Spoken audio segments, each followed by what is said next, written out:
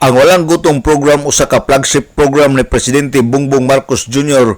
ug ang implementing agency niini ang DSWD ug usa sa mga benepisyo nga mahatag sa Walang Gutom program mao ang food transfer, food commodities, food basket worth of 3,000 pesos.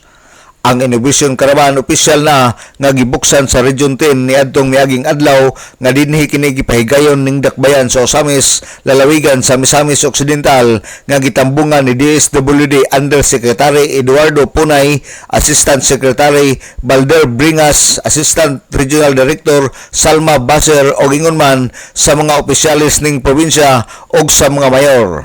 Sa mga benepisyaryo sa Walang Gutom program, magpakisayod lang sa opisina sa City Social Welfare o sa Municipal Social Welfare and Development Office sa matag lugar. So nagpahigayon mi karon sa mga Innovations Caravan Season 2. Actually nag-start mi sa kick-off sa Season 2 sa NCR, tapos ang ato ang after sa NCR is ang Region 10 and gi-host diri sa Osamis City.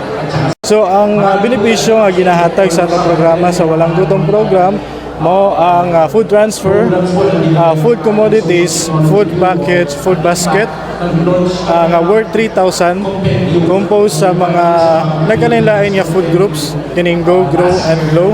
So worth 3,000 pesos. So 50% ana for carbohydrates and 30%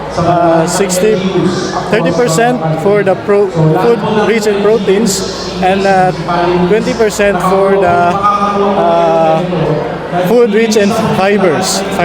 So Go, Grow, and Glow gid na siya. Nutritious food.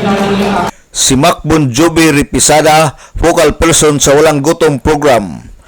Ang Misamis Occidental adunay 2,706 ka beneficiaries sa maong programa hinuon subject pa kini for validation. Alang sa DXDD Radio Campana, ang radyo sa simbahan, WD45 Dudong Bargamento, muduyog sa ika-75 nga jubileo sa simbahan sa Archdiocese sa Osamis, Danag, Sarakbayan.